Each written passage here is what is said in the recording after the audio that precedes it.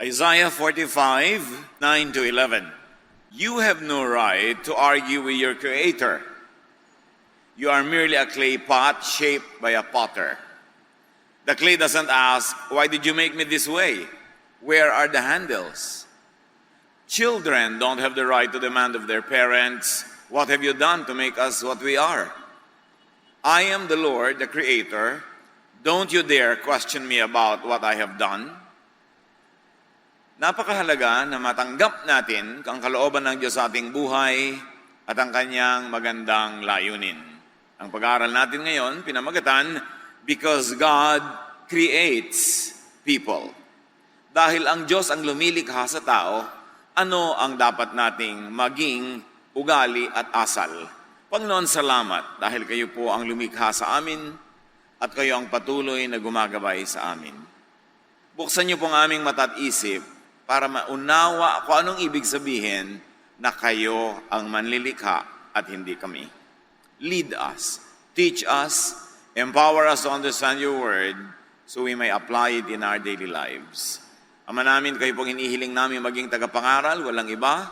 Gamitin niyo lang ang inyong lingkod bilang kasangkapan, pero kayo po ang siyang mangaral.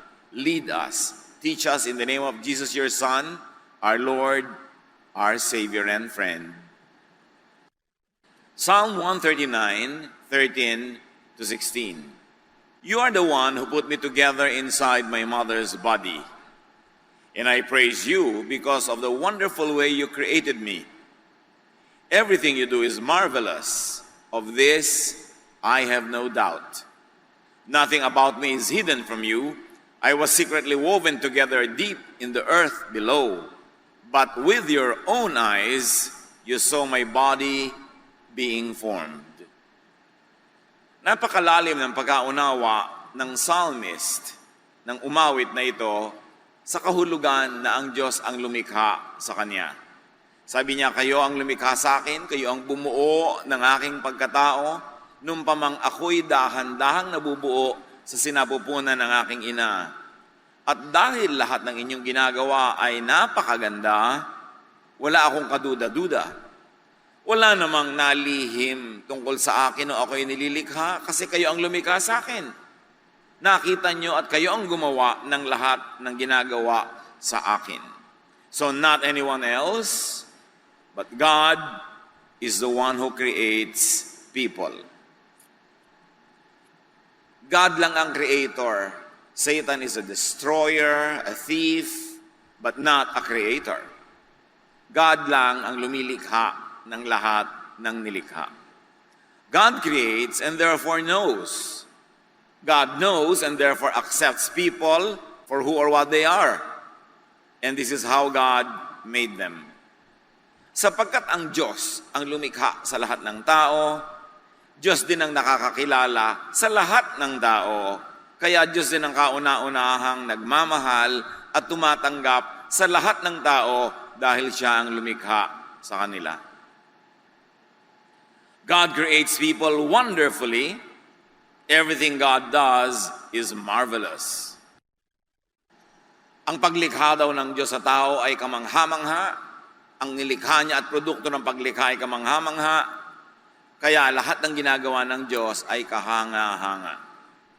At kung ito ang sinasabi ng salita ng Diyos, sino tayo para magsabing hindi kahanga-hanga ang iba? Sino tayo para magsabing mali ang pagkakalikha sa iba?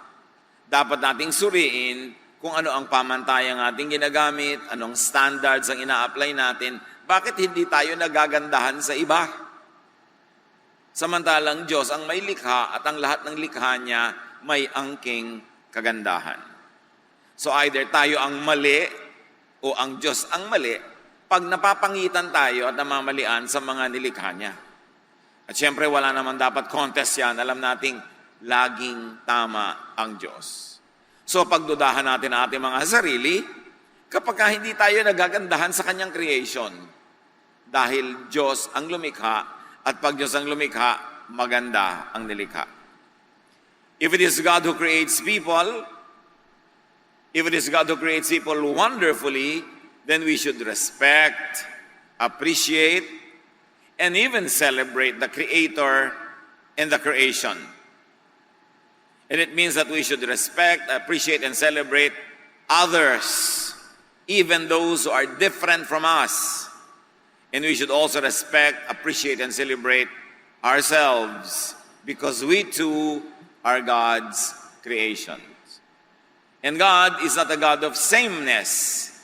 God is God of variety, kaya iba-iba ang tao, iba-iba ang talino, iba-iba ang galing, iba-iba ang ugali ng tao. Hindi ko mukaiba mo ng ugali ay mali na siya dahil ikaw ang tama. Napakakitid ng pag-iisip ang ganong uri ng pananaw. Psalm 139:16. Even before I was born, you had written in your book everything I would do. At ito ang pinaniniwalaan ng iba na pinagsasaligan, sinasandalan ng paniniwala nila na mayroong kapalaran ang tao na nakaguhit na may tadhana. Dahil sabi, bago pa man ako sinilang, isinulat mo na sa iyong aklat ang lahat ng aking gagawin.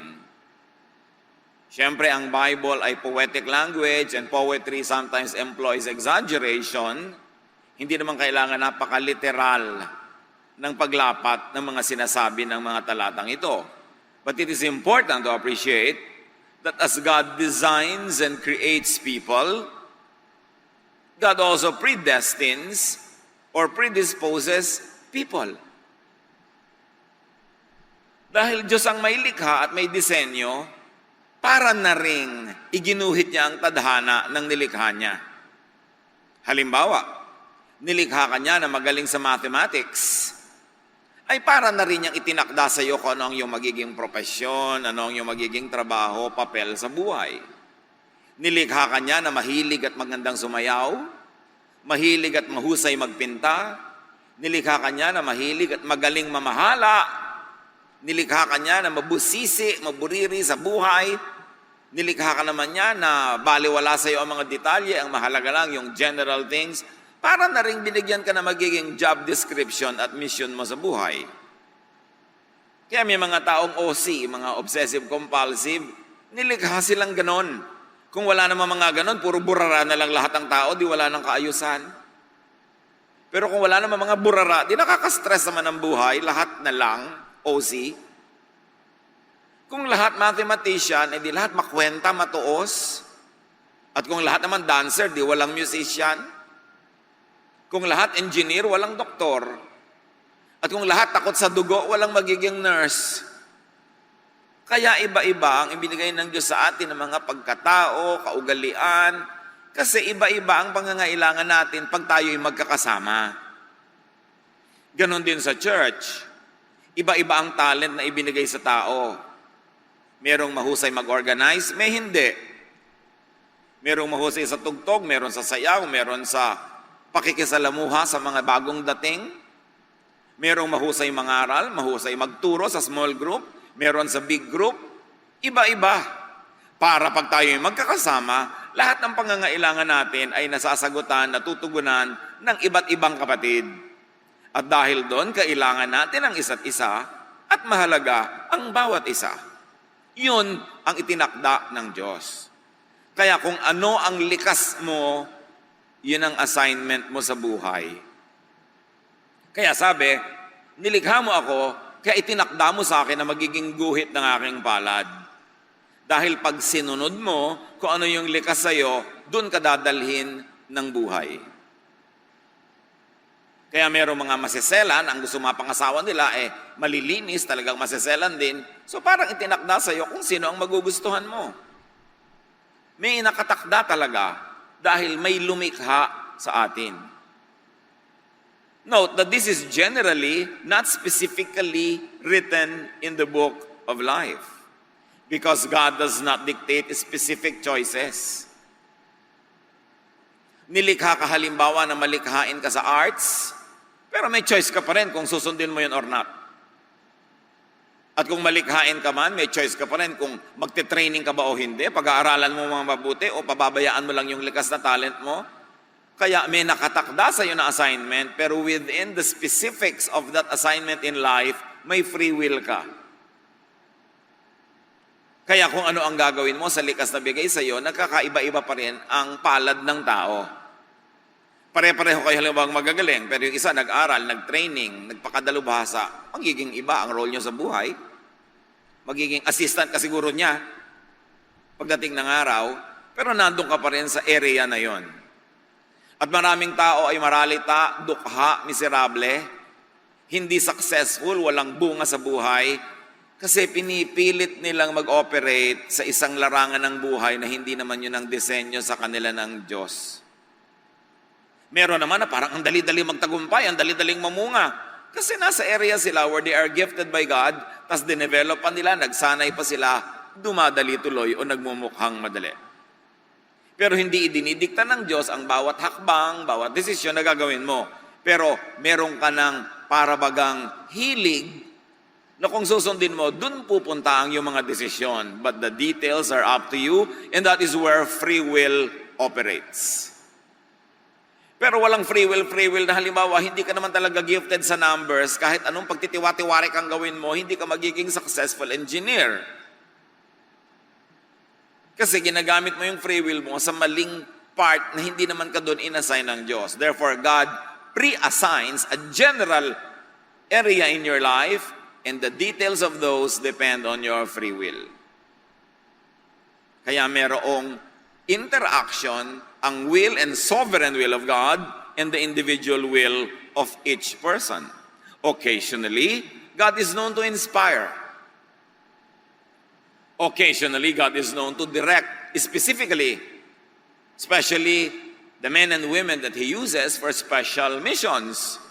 But that is not always the case. Normally, the given are inborn traits, mentality, what we call nature, what scientists call genes. Meron talagang nakatakda na magiging general character mo depending on your genetic makeup. Magtataka ka, bakit magkapatid ito, magkaiba ng ugali? Ang dami-daming lolo't lola from mother and father side na pwedeng pagkuhanan ng ilong, pagkuhanan ng tenga, pagkuhanan ng kalinisan, pagkuhanan ng ugali, kaya nagkakaiba-iba kahit magkakapatid. Kasi napakayaman ng genetic pool na panggagalingan ng pagmamanahan. Kaya kung minsan sasabihin mo, yung ate mo umana sa lola mo sa father side, ikaw umana ka sa lolo mo sa mother side. Kasi maraming pinagkukuhanan pero galing pa rin sa the same genetic pool. Up to a point, nature could be fine-tuned, could be developed, and they call it could be nurtured. Nature mo na dancer ka. Tapos may kakaya naman ng mga magulang mo o meron silang dedication na i-develop ka, in-enroll ka sa dance school, binigyan ka ng mga tutor, ibinibili ka ng costume, pinapasali ka sa mga program, yung nature mo na-nurture pa. Kaya lalong tumingkad, lalong na-develop.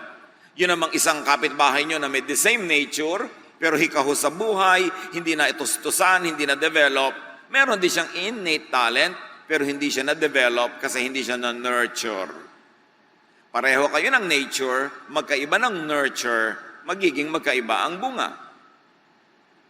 Pero, yung hindi na-nurture, ganun pa rin ang nature niya, hindi pa rin yun na iba. Kaya marami sa atin, ang nakikita natin sa kapwa, hindi yung tunay na pagkataong nilikha para sa kanya ng Diyos, kasi nadiktahan siya ng karukhaan, kahirapan, lack of nurture, kaya hindi lumalabas yung pinakalikas na gusto niya. Anak, anong gusto mong pag-aralan? Gusto ko pong mag-aral ng museum and theater management. Sasabihin ng nanay, anong trabaho makukuha mo dyan? Ewan ko po. Gusto ko mag-aral ng theater arts. Mapagkakaperahan ba yan? Gayahin mo na lang ang tita mo, nag-nursing. Ayun, nasa Amerika na, malaki kita. Hindi ko naman po hilig, takot ako sa dugo. Mag-nurse ka para mo ko mabigyan ng sustento pagtanda ko. O yun, naging nurse. Napilit sa nurture, pero hindi yun ang nature. Don't expect na maging outstanding nurse yun. Napilit din, pero hindi yun ang likas. Gano sa atin karami ang napilitan lang sa napagsidlan natin sa buhay. Kaya kalaban natin mga kapatid ang kahirapan. Kasi kumisan dahil sa kahirapan, ang inuuna natin economic survival, not the human development. Hindi yung pamumukadkad at pamumulaklak ng tunay na pagkatao, kasi survival at ilalagay sa sikmura ang inuuna natin dahil sa pangangailangan. You cannot be what you were not designed to be. Tulad ng ang orchid ay hindi pwedeng maging cactus. Katulad ng ang isdang tabang ay hindi pwedeng mag-survive sa maalat na dagat. Lahat tayo ay merong dapat kasidlan at tungkulin ng mga magulang at ng mga sariling may katawan na hanapin kung ano yon, dahil yon ang kalooban ng Diyos. You could only be what you were created to be. How people think, what people are disposed to choose and to do could be God's design, God's creation, therefore God's will. Mahirap tanggapin kung minsan na itong taong kakaiba kong mag-isip ay nilikha ng Diyos na ganon. Kasi gusto nating isiping tayo lang ang nilikha ng Diyos, tayo lang ang tama, at lahat ng hindi natin kasundo, iba ang paraan ng pag-iisip ay hindi nilikha ng Diyos. Pero ang lahat ng tao ay nilikha ng Diyos. Do not give to Satan an honor that he does not have, na siya ay creator, hindi siya creator. Yan ang problema ng mga relihiyon. Pag iba ang paniniwala ko sa paniniwala mo, demonyo ka at ako lang ang sa Diyos. Ganon din ang makitid na pag-iisip ng maraming tao, magkaiba kami ng ugali ng kapatid ko, therefore mali siya, kasi syempre ako ang tama. Kakitiran. No matter how much people misunderstand and disagree with the design was made by God, and it is marvelous and wonderful. Kung minsan, mata lang natin na nagkukulang para makita yon. Maraming magagandang tanawin, hindi mo lang nakikita kasi malabo ang iyong mata. Kung minsan sa isang kwarto, ang dami-daming hiyas, ang dami-daming magagandang muebles, hindi mo nakikita kasi walang ilaw. Pero nandun. Kaya mahalaga ang kaliwanagan. Kaliwanagan ng isip, ng puso at ng pananaw para makita natin ang magandang kalooban ng Diyos. Kahit pa sa simula ay parang hindi yun ang kalooban ng Diyos dahil hindi yun ang gusto natin o hindi yun ang pinaniniwalaan natin sa buhay. Matthew 19:11-12, Jesus replied, "Not everyone can accept this word, but only those to whom it has been given. For there are eunuchs who were born that way," meaning there are eunuchs who are eunuchs by nature. And there are eunuchs who have been made eunuchs by others. So they have become eunuchs by nurture. And there are those who choose to live like eunuchs. Therefore there are eunuchs or free will or personal choice nila for the sake of the kingdom of heaven. The one who can accept this should accept this. Eunuchs are male persons who are deprived of their sexual development so that they could serve the female members of royal families. Kinakapon sila maaga pa lang. And because of that, they don't develop fully as males. At sabi ni Jesus, may mga eunuch na born that way. Kahit na hindi mo yan ginawang eunuch, eunuch talaga siya. Meron naman na kinapon nyo kasi, kaya naging eunuch. At meron naman, kalooban niya, gusto niya, hindi nyo pinilit, pero yun ang gusto niyang maging papel sa buhay. Therefore, naging eunuch siya. Sabi ni Jesus, the one who can accept this should accept this. There are people who are born that way. There are people who are made that way by their environment. And there are people who choose to be that way. Those who choose can chase their choice. Those who are made can be unmade. But those who are born that way can never be changed. At mabuti sa mga anak ng Diyos na gumagalang sa creation ng Diyos na yan ay dibdibin at unawain. May mga asal, ugali ang tao na pwedeng palitan kasi inilagay lang doon ng environment. Meron naman pwedeng magpalit kasi pinili lang niya na gawin ang ganun, maging ganun siya. At pero merong hindi pwedeng palitan kasi born that way. So hindi lahat ng tao ay pwede mong baguhin.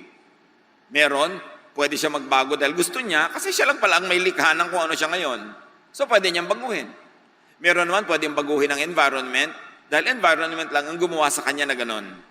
Pero meron kahit anong gawin mo, hindi mo mababago kasi born that way.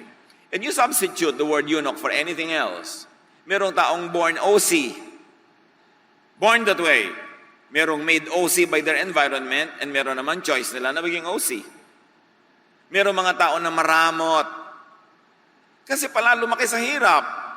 Ang daming nandaya. So ngayon, maramot na, trained, nurtured to be like that. Pero kung pinaligiran mo siya ng kabaitan, kagandahang loob, nasanay siya sa pakikipagbigayan, pwedeng mapalitan ang karamutan niya. At meron naman na dumangot lang siya dahil ayaw niyang maisahan.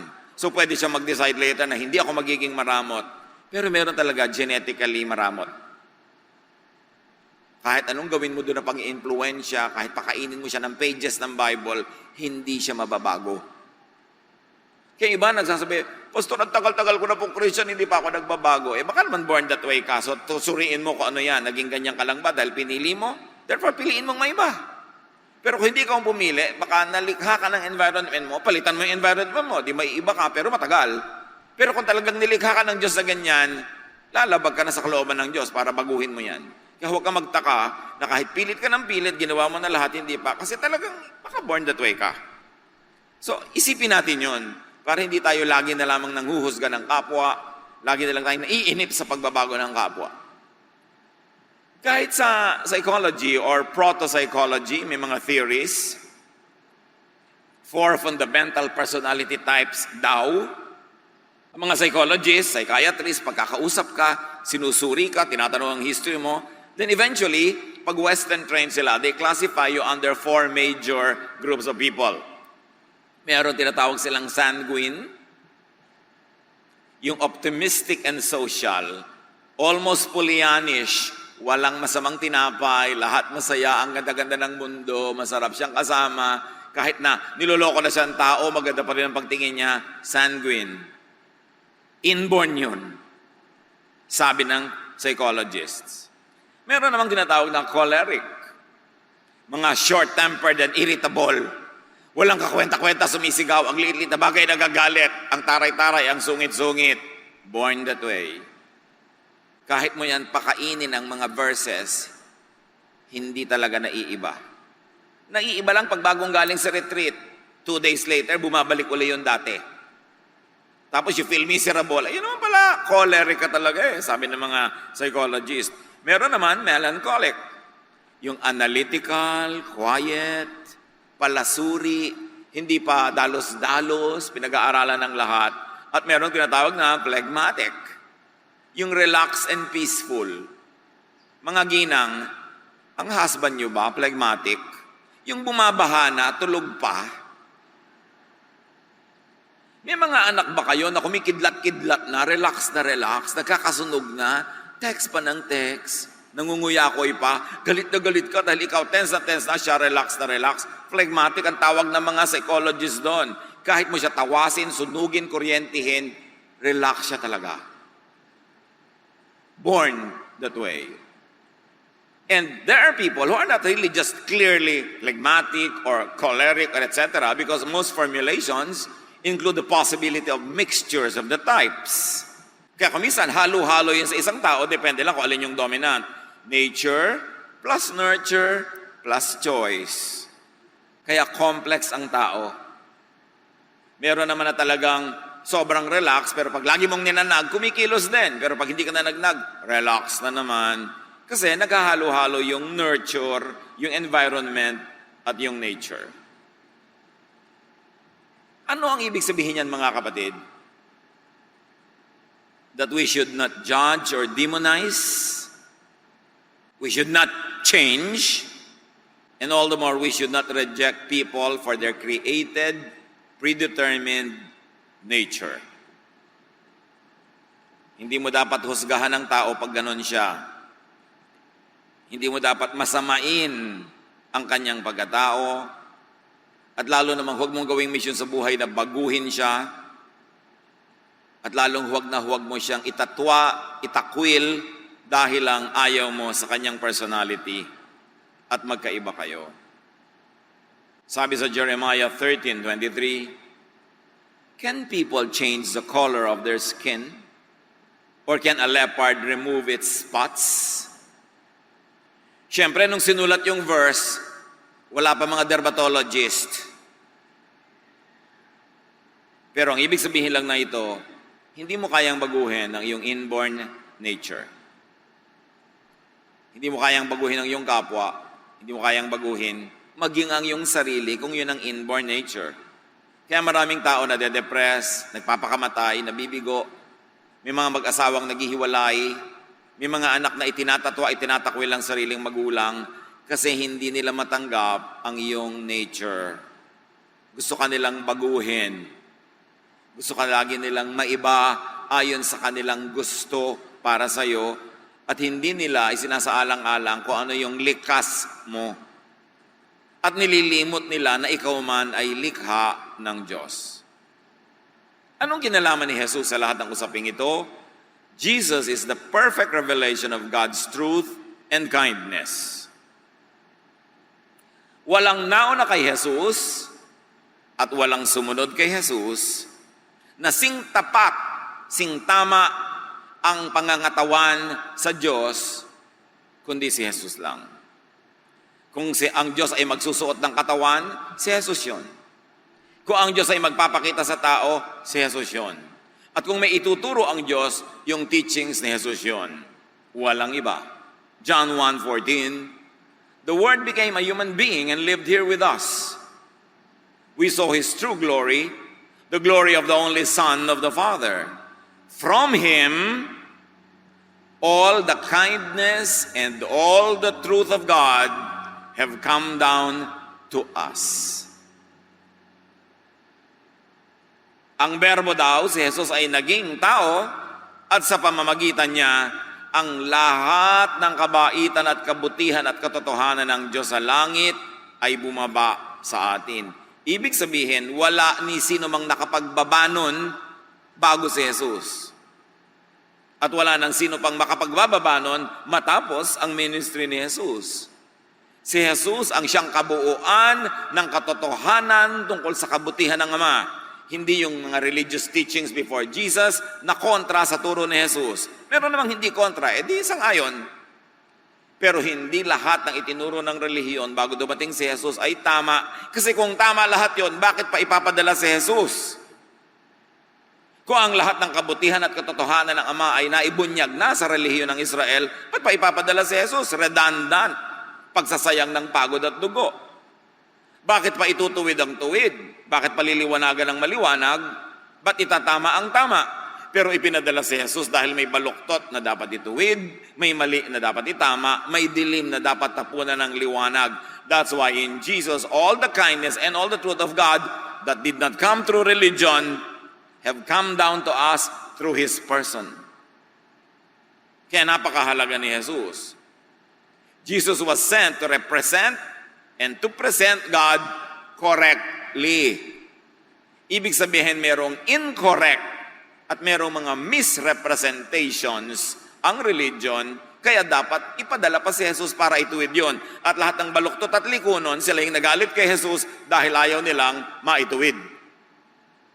Ayaw nilang maitama, kaya pinatay nila si Jesus. So may mga maling elemento, maging ang mga dating paniniwala ng mga Israelita na itinutuwid ni Jesus, kaya tayo mga Kristiyano dapat nakabase sa turo ni Kristo ang pamantayan natin sa buhay.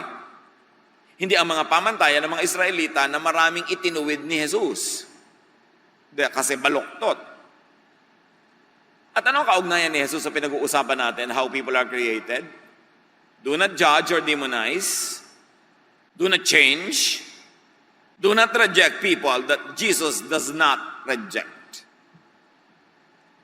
Kung si Jesus, ang kabuuan ng buong kabutihan ng Ama, kung si Jesus ang kinatawan ng katotohanan ng Ama, therefore ang minahal niya ay dapat nating mahalin, at ang hindi niya itinakwil ay di natin dapat itakwil kasi siya ang perfect representation of the kindness of God. So kung may nire-reject ang law of Israel na hindi nire-reject ni Jesus, hindi natin kailangang patuloy na reject yan. At kung may minahal si Jesus na hindi minahal ng law of Israel, dapat nating mahalin because Jesus, not the law, is the perfect representation of God. Jesus, not the traditions of religion, is the perfect representation of God's kindness. Therefore, Jesus is the standard. Pag pinag-aralan natin ang gospel, malalaman naman natin dun alin ba ang batas na pinairal at alin ang hindi at pinalitan ng pag-ibig.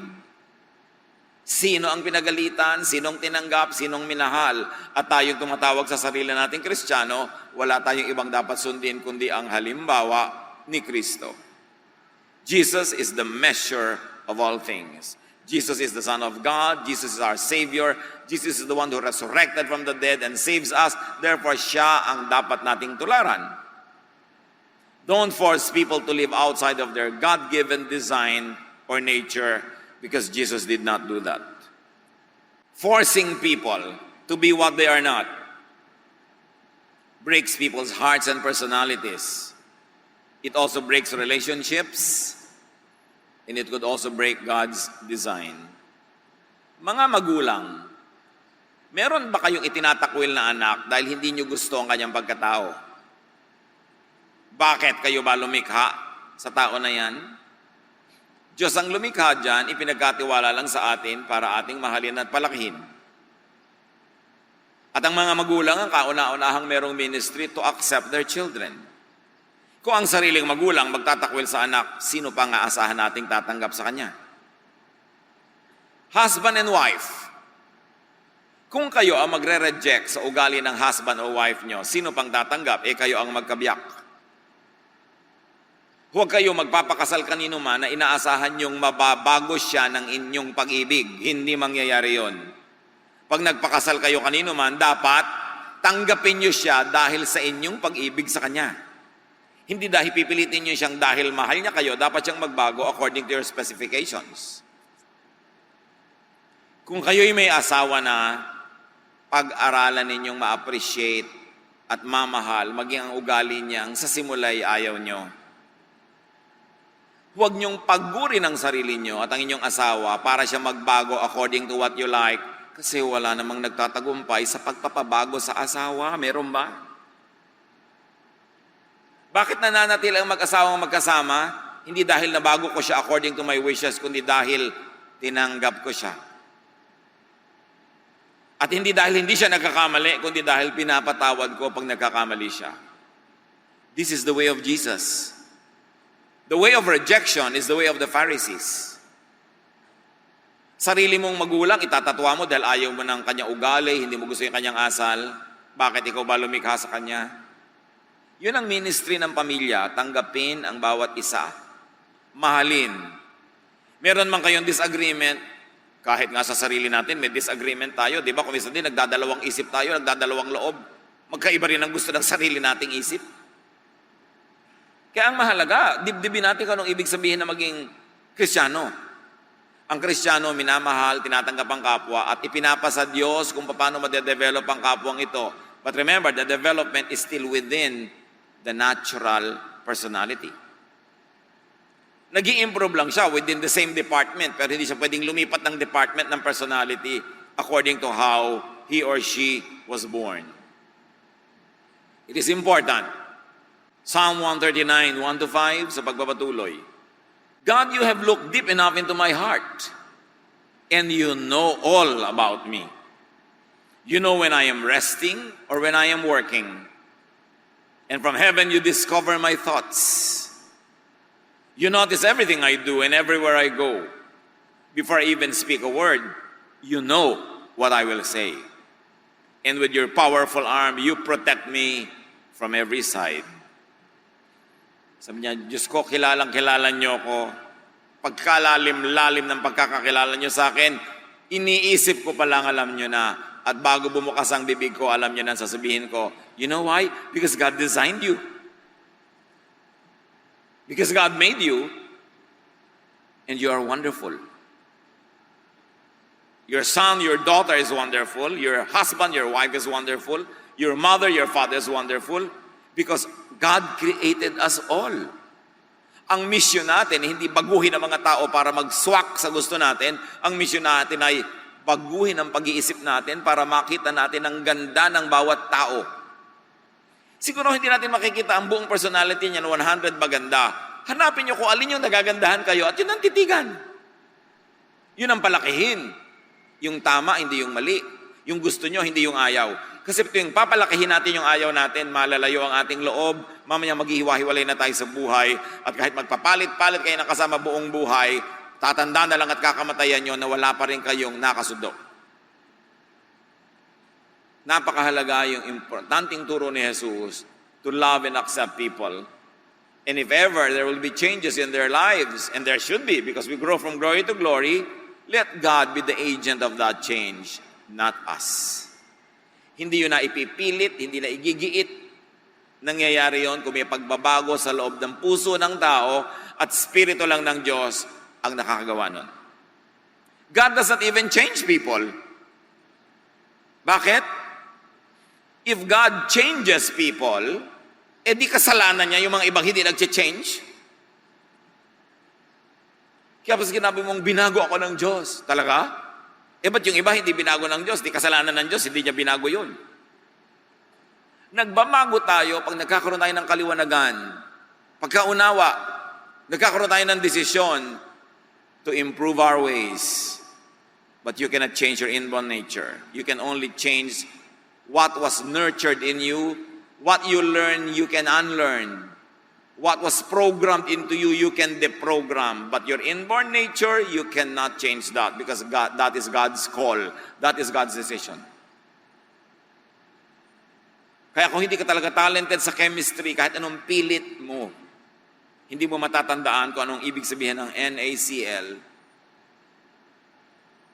Kaya huwag mo nang tandaan.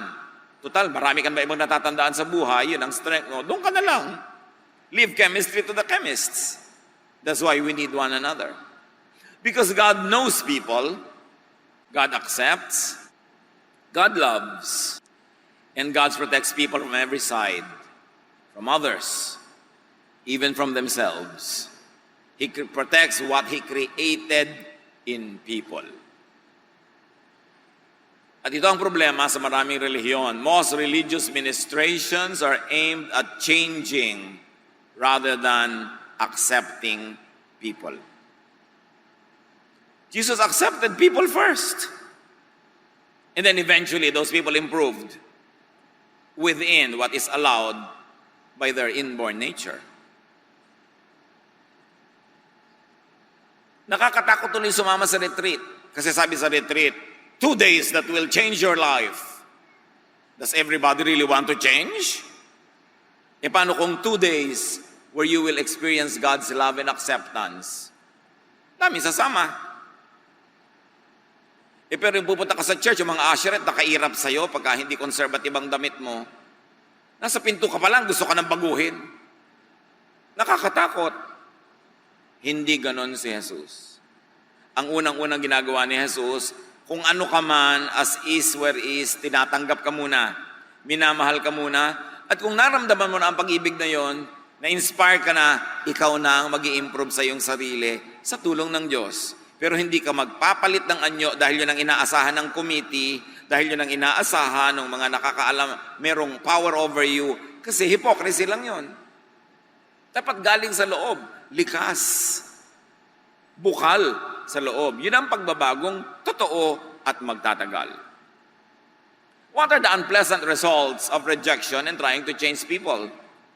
Alienation, nagkakalayo-layo ang loob. Judgmentalism, because your tendency is to judge everybody that you don't agree with or sa tingin mo ay mali. Kakambal niyan, self-righteousness on the part of the so-called normal or righteous. Alam niyo, ibig sabihin lang ng normal, majority. Hindi ibig sabihin correct. So pagka kayo ay kabahagi ng mga 70 to 80%, kayo ay normal. Hindi ibig sabihin ng normal, correct. Ibig sabihin lang, marami kayo. Pero siyempre, ang kabaliktaran ng normal, yung konti, abnormal, ang tingin na ugagad natin, wrong, abnoy yan. Bakit? Kasi kakaiba siya mag-isip. Diba? Abnoy yan, ibang klase siyang magprito ng itlog. Ibang klase siyang magtalop ng kamatis. Abnormal yan. Mali agad. Kasi ang tendency ng normal, i-judge yung abnormal. Pero alam niyo kung sinong pinakisamahan ni Jesus ng todo-todo? Minahal, sinagip, yung mga tinatawag na abnormal. Yung latak ng lipunan, yung itinapon ng lipunan, yung nire-reject ng church, ng temple, ng synagogue, yung nilalayuan ng mga normal, yun ang mga pinuntahan ni Jesus. Hinipo niya yung bangkay, pinuntahan niya yung possessed. Minahal niya yung babaeng gustong batuhin ng mga normal. Kasi abnormal yung buhay ng babae na siya ay living in adultery. Ang pinuntahan niya sa Jericho, si Zacchaeus na abnormal. Ka-Israelita, kumakampi sa Romans, tapos chief tax collector pa. Ang mga pinuntahan ni Jesus, ang mga crowd ni Jesus, sabi nga ng mga Pharisees, tax collectors and sinners, the abnormal. Kaya kung abnormal ka, alam mo nang love ka ni Jesus, thank you na lang. Salamat. Kasi ang totoo, lahat naman ng tao may kaabno yan, nakatago lang. Ilang tao ang baliw out of 10? 10 ang baliw. Iba-iba lang tayo ng department ng kabaliwan. Iba-iba ng panahon. Kaya kung yung kapwa mo nababaliw-baliw ngayon, unawain mo na lang, bukas ikaw naman. May tao bang hindi baliw?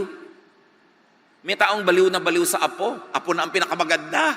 Kahit natatakot yung iba.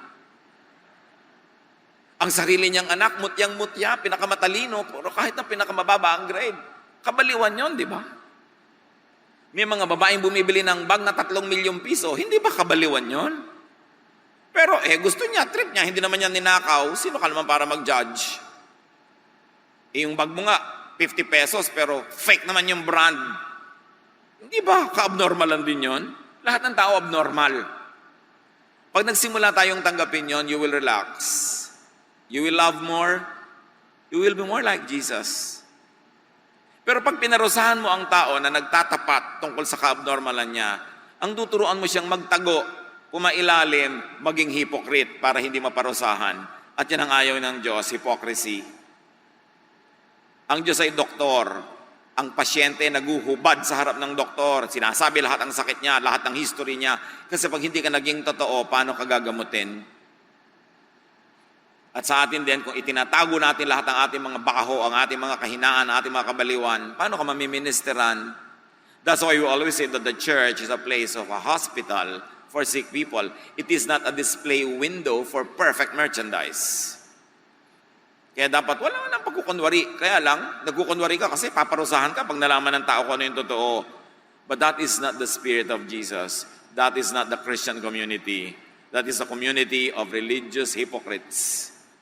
Kaya dapat talagang salain, linisin, ligligin ng church para maging totoo sa pag-ibig ni Jesus. Pagka ang mga tao will reject one another for their reality, you will give them imposed hypocrisy and needless guilt. Ang daming tao nagigilty sa hindi naman dapat ika-guilty, na condition lang sila ng conservative thinking to be guilty. Pero hindi naman dapat. Kaya sabi ni Jesus, come to me all of you who are tired and heavy laden and I'll give you rest. Rest from needless guilt. Rest from hypocrisy. Rest from pretense. Because I love you as you are. Yung sinasabi ng kanta, I sing because of your love. Your love makes me sing. Pag na-realize natin ang pag-ibig ni Jesus, na siya palang pagpapakita ng pag-ibig ng Diyos, mapapakanta ka talaga. Dahil napakabait ng Diyos, nakakalungkot lang, misrepresented by religions. Ang ipinapakita ng religion, mabagsik, magagalitin ng Diyos, laging may hawak na sibat na kidlat, papatabaan ka tuwing magkakamali ka, paparusahan ka tuwing nagkakamali ka. Hindi yon ang ipinakilala ni Jesus, at si Jesus ang tunay na kinatawan ng Diyos. Dapat natin kilalanin ng Ama sa pamamagitan ni Jesus. Yung rejection sa church, nangyayari rin sa family, nangyayari sa society.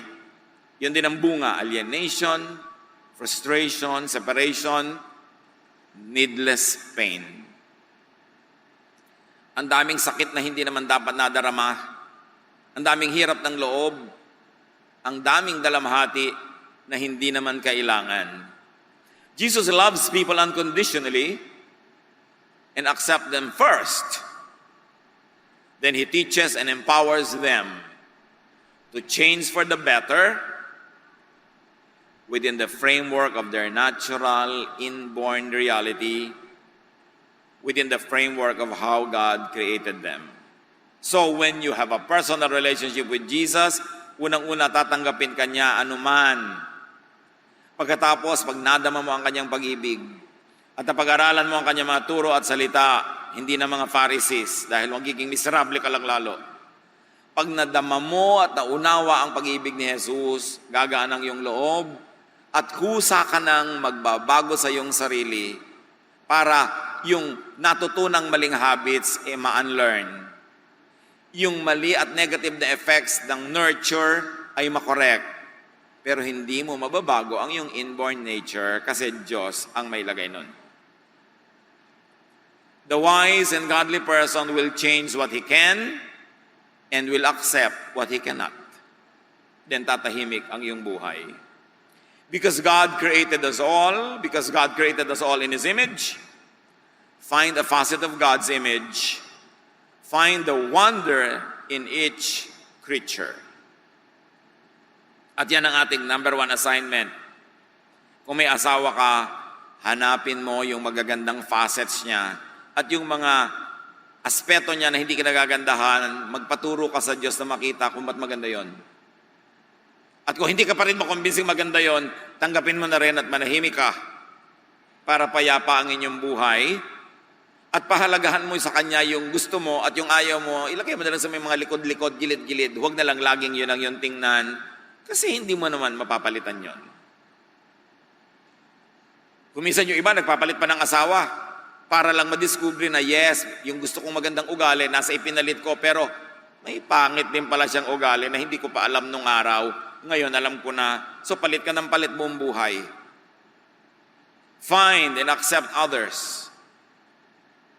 And that is what it means to have world peace. Accept yourself and have inner peace. Kaya nung dumating si Jesus, nagbaba ng mga anghel, ang kanta nila, peace on earth. Magkakaroon ng peace on earth, goodwill to men, pag ang turo ni Jesus ang pinairal. Thank God for His wonderful creation. At mag-iiwan ako ng tanong, could you be rejecting someone or yourself? Forcing someone or yourself to change beyond your God-designed nature? You will only fail. And you will make everyone else around you miserable. So do a Jesus. Accept and love people. Accept and love yourself. Change for the better. Change from glory to glory within what is allowed by your inborn nature. Then and only then will you have peace with yourself, with others, and with the world. Turuan niyo po kami, Ama, na makita kung saan kami maaaring nagkukulang sa ganitong mga katuruan. Ipamukha niyo sa amin kung nagkakamali kami to reject people, to force people to change, to impose our values, beliefs, ideas on others. Teach us to do a Jesus, to love first, to inspire and to empower, and to live to the person and to you, O God, whatever developments can still happen within the framework of people's inborn nature. Turuan niyo kaming tanggapin ang hindi pwedeng mabago at baguhin ang pwedeng baguhin. Give us the wisdom to know the difference so we will be peaceful, even happy in our lives. Pagbulay-bulayan natin ang kahulugan nito sa ating family life, church life, sa ating society, do a Jesus. Dear Lord, as your people remain silent before you for a while, finish this message, give everyone very practical, doable applications. Let's be with the Lord in silent reflection.